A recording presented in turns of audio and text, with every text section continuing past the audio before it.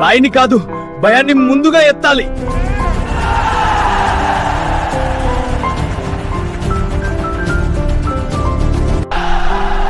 ఇప్పుడు ఆట మొదలైంది.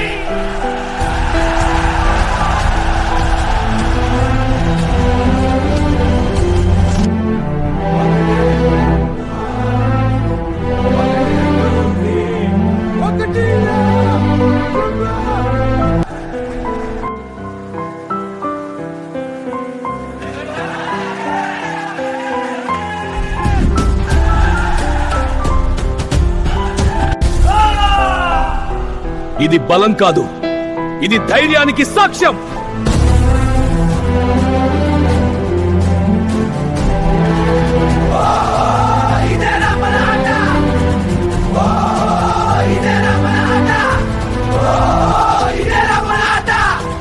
వాడు గెలిచాడు కాదు, తన భయాన్ని గెలిచాడు.